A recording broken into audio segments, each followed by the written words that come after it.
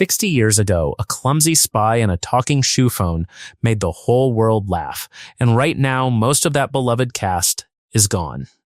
David here. Walk with me as we open the door on every face you once adored. Stay till the end, because one silly Get Smart Gadget prediction now feels strangely ahead of its time. Hit subscribe right now and let us begin. Dave Ketchum, Agent 13. His full name was Dave Ketchum, and he played Agent 13, the grumpy spy who was always hiding inside mailboxes, lockers, and washing machines. He was born on February 4, 1928 in Quincy, Illinois, and first studied engineering before chasing comedy through the USO and radio. Before this role, he had already led 2 short-lived sitcoms, I'm Dickens, He's Fenster, and Camp Run-Amok, so the cameras were nothing new to him. He even released a comedy album years earlier, though it never found a wide audience. He joined the show in season 2 and turned one running joke into pure gold. The funny truth was that Ketchum stood 6 feet 2, so folding into those tiny boxes was real physical pain. And one scene spun him in a tube while soap and water sprayed his face. After the show, he became a busy writer, working on nearly 50 programs from MASH to Full House. He stayed married to his wife Louise for almost 70 years and raised 2 daughters. He passed away quietly on August 10, 2025, at the age of 97. The hidden twist is sweet. A tall man became famous for squeezing into the smallest spaces, and a quiet writer hid behind one of television's silliest sight gags. King Moody, Shtarker, his real name was Robert King Moody, born December 6, 1929, in New York City. He started in films with a small science fiction picture before drifting into comedy and guest roles. He landed Shtarker, the loyal but dim helper to the villain Siegfried, through his close friend Bernie Kopell, after first failing an audition to play Hymie. On screen, he was pure chaos, the henchman who never quite understood the plan. Across his career, he popped up on dozens of classic shows, from Bonanza to Dragnet to Quantum Leap. He had a gift for playing oddballs and heavies that directors could always rely on. The strange part of his life came next. From 1969 to 1985, 16 long years, Moody became Ronald McDonald, smiling for children in countless commercials and holding that role longer than anyone. He married and divorced twice and kept working steadily for decades. He passed away on February 7, 2001, in Tarzana, California, at the age of 71. If we get Popovich's final formula, it will work on all sexes. The hidden contrast is hard to beat. The same man who played a sneering enemy agent also became one of the most beloved, gentle, child-friendly clowns in the world. Dick Gautier, Hymie the Robot. His full name was Richard Gilbert Gautier, born October 30, 1931, in Culver City, California. Before fame, he served in the Navy, told jokes as a stand-up comic, and even earned a Tony nomination in 1960 for playing an Elvis-style singer in Bye Bye Birdie. He was cast as Hymie, the lifelike robot built by Kaus who switches sides and joins control. Here is the amazing fact. He appeared in only 6 episodes across 4 seasons, yet his deadpan. Take everything literally humor made him a giant fan favorite, and Hymie was even chosen as best man at Max's wedding. He later lent his voice to the popular Transformers cartoon, playing the hero Rodimus Prime. He was also a familiar face on game shows through the 1970s and 1980s, trading jokes with other stars. After the show, he played Robin Hood for Mel Brooks, voiced cartoon heroes, and worked as a talented artist who wrote drawing books. He married 3 times and had 3 children. He passed away on January 13, 2017 in Arcadia at the age of 85. The hidden contrast is gentle and sad. A handsome leading man with real talent is best remembered forever as a machine. Was Hymie the Robot your favorite face on the show, or did someone else make you laugh harder? Tell me below. Robert Karvelas, Agent Larabee. I don't care what his name is, Chief. I like him.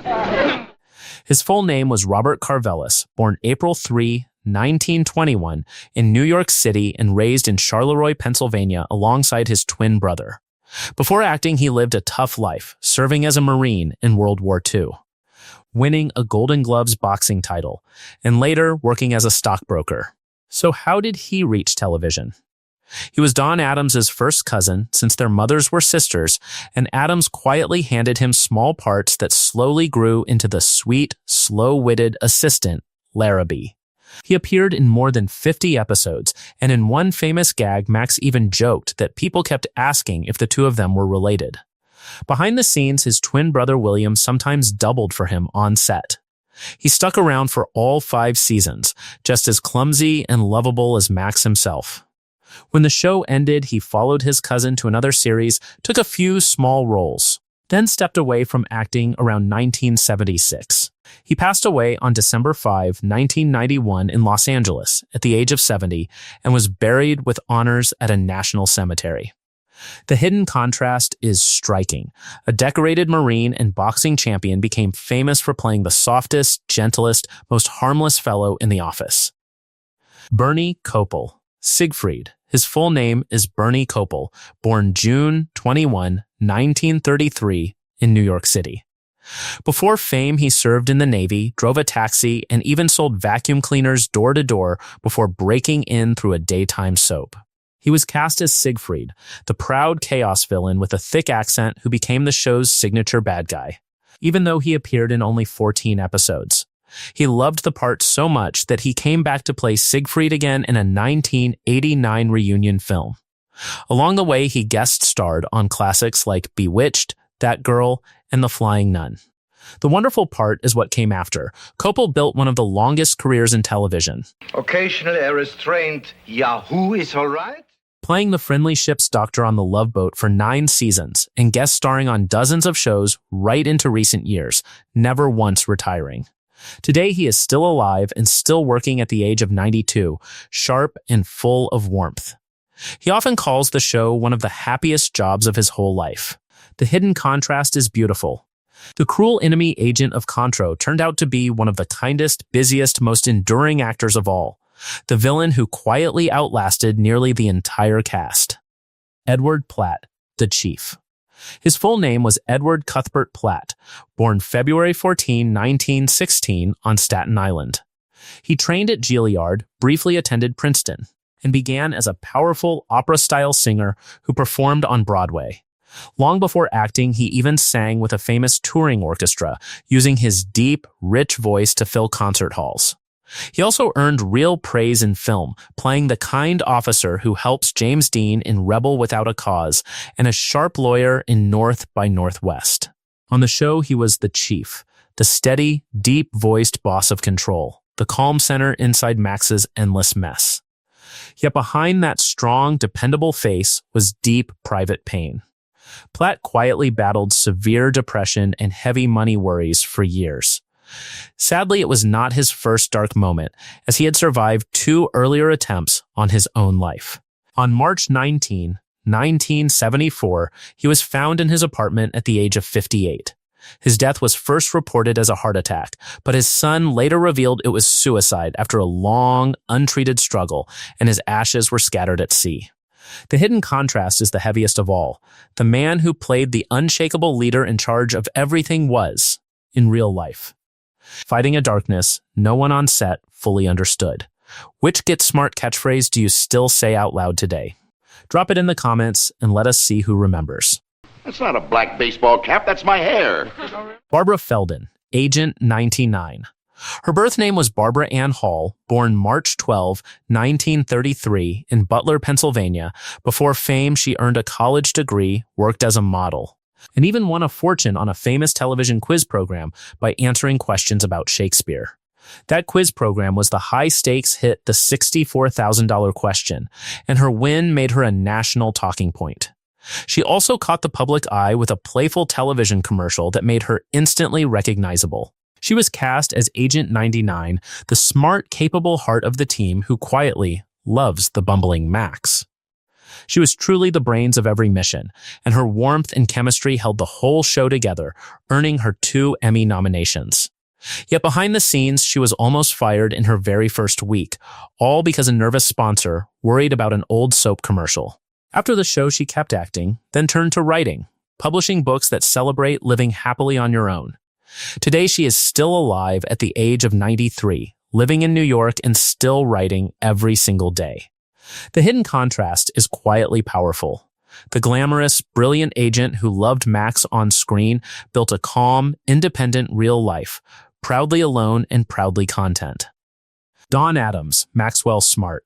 His birth name was Donald James Hymie, born April 13, 1923 in New York City.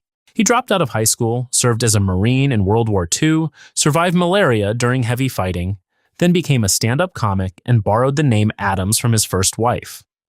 The lead role was first written with another actor in mind, but his sharp clipped. Nasal voice won him the part, and he made it legendary. He earned 3 Emmys and gave the world catchphrases like "Would you believe," "Sorry about that, Chief," and "Missed it by that much," then later voiced Inspector Gadget too. Long before that, he had already voiced the cartoon penguin Tennessee Tuxedo, proving how special that voice really was. He also stepped behind the camera as a director and even won an award for his commercial work. Yet the man behind the laughter struggled. He was a heavy gambler, married and divorced 3 times, raised 7 children, and lost his daughter Cecily to cancer just 1 year before his own passing. A broken hip in his final years left him weak and mostly confined at home. He died on September 25, 2005, at the age of 82. The hidden contrast is the saddest kind. The biggest star of the show, adored by millions, quietly carried real loss and worry far from the camera. The shoe phone prediction. The shoe phone looked ridiculous in the 1960s because Maxwell Smart had to remove his shoe just to make a call. But today, that joke feels almost prophetic. The show is making fun of spy gadgets, yet the idea of carrying a hidden personal phone everywhere became normal decades later. Fans laugh at the shoe phone because it is silly, but they also respect it because it became one of television's most famous gadgets. It was not just a prop, it became a symbol of the entire show. 60 years on, only 2 of Control's finest are still with us, Barbara Feldon and Bernie Kopell, while the rest left behind laughter that never fades. From the shoe phone to Agent 99, this cast shaped television forever. Subscribe right now for more faces you grew up loving.